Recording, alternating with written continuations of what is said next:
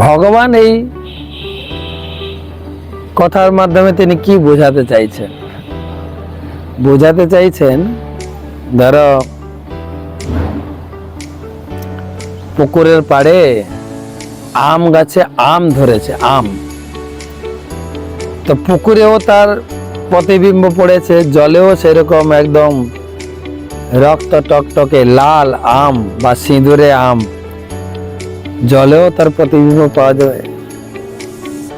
কিন্তু আপনি যদি জলে ঝাঁপ দেন, সে আম পাওয়া যাবে কি না?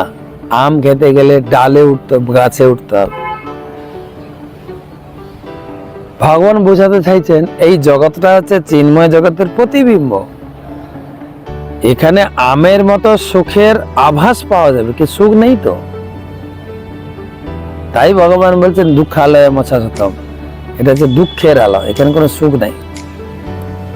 আমরা একটা উদাহরণ দিয়ে আগে বলেছি, এক রাজমহিষী প্রথম দিন বিয়ের রাত্রিতে তার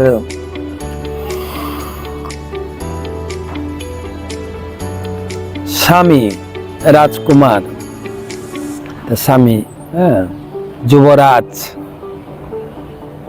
বিয়ের রাত্রিতে ফুল বাসরে, ফুলসজ্জায় তিনি রাজমহিষীকে প্রথম একটা গিফট দিয়েছেন, বহুমূল্য নেকলেস, বহুমূল্য। তো এটা দিয়েছেন, দিয়ে এটা পেয়ে রাজমহিষী, নবরাজমহিষী অত্যন্ত খুশি এবং কি বলা যায়, একটা স্মৃতিস্বরূপ সবসময় পরে এটা গর্ব অনুভব করে, পরে তিনি সবসময় পরে থাকেন, নিজেকে সৌভাগ্যবতী বলে মনে করেন, আর এটার দ্বারা তিনি অত্যন্ত সম্মানিত বলে মনে করেছেন। তাই এটাকে অত্যন্ত যত্ন সহকারে সব সময় পরে একটা আড়ম্বর এবং তার একটা আভিজাত্য তিনি প্রদর্শন করতেন। বহুদিন পরে একদিন তিনি স্নান করতে গিয়ে গায়ের কাপড় খুলতে গিয়ে হাতটাও খুলে রেখেছেন, কিন্তু একটা কাক এসে নিয়ে চলে গেছে।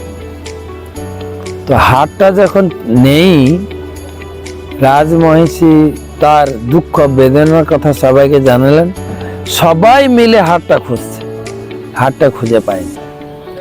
রাজা এসে বললেন, দেখো তুমি ওই হারের আশা ছেড়ে দাও, আমি তোমাকে এর থেকে আরো বহুমূল্য হার দেব।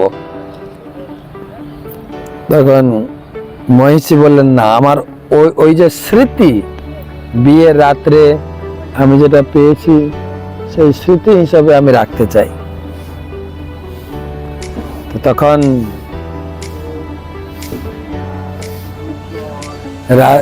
রাজকুমার বাধ্য হয়ে ঘোষণা দিলেন, হলিয়া ঘোষণা দিলেন যে আমার রাজমহিষীর হার যে হারিয়েছে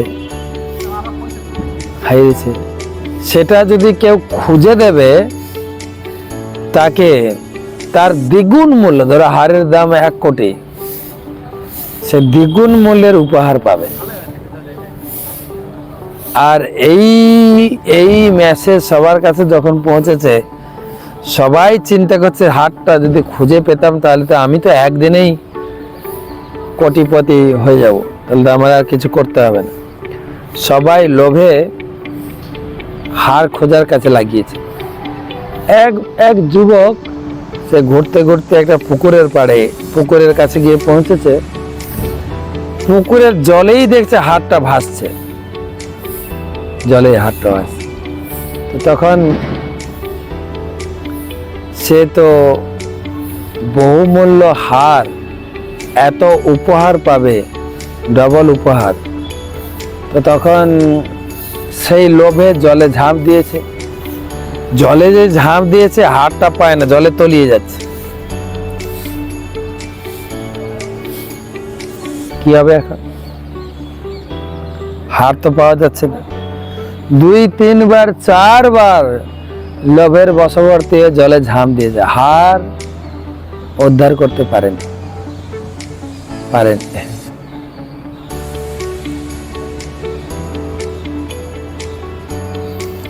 বেচারা অত্যন্ত ক্লান্ত হয়ে হাঁপিয়ে গেছেন জলে সাঁতার কাটতে কাটতে, জলে ডুবতে ডুবতে।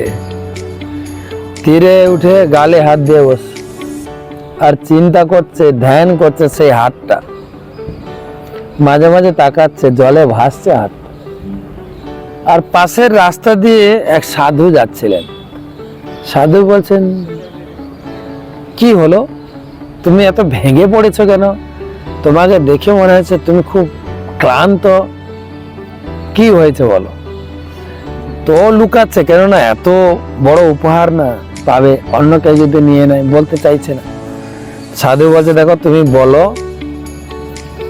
তোমার আমি ক্ষতি করবো না, তোমার লাভই হবে, তুমি বলো। তো তখন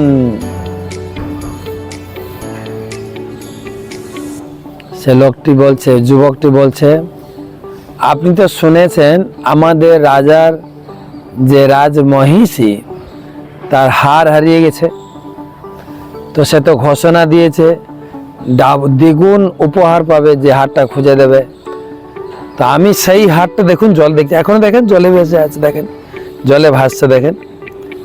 আর আমি যখন জলে ঝাঁপ দিই হারটা পাই না, এটা কি করে হতে পারে? দেখুন হারটা ভাসছে, আপনি নিজের চোখে দেখুন।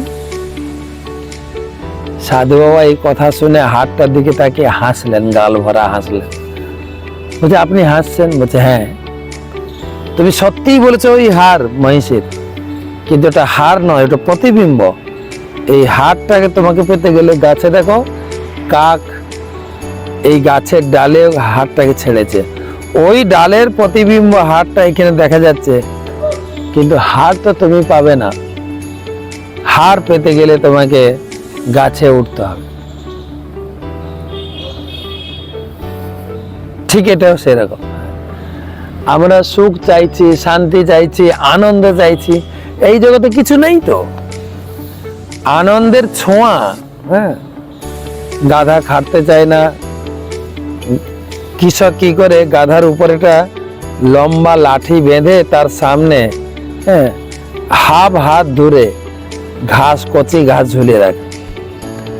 গাধা মনে করে একটু হাঁটলেই ঘাস পাবো, যত হাঁটতে থাকে ঘাসও দূরে চলে যায়।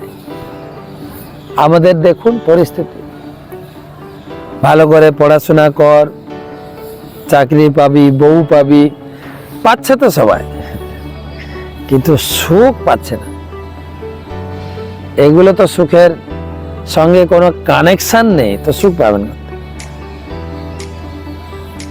শুধু খালি আমাদের জগতের দ্বারা মোহিত হয়ে শুধু মনে করি, হ্যাঁ আমি আর মরতে চাই না এত সুন্দর ভুবন। না, এটা সুন্দর ভুবন নয় তো।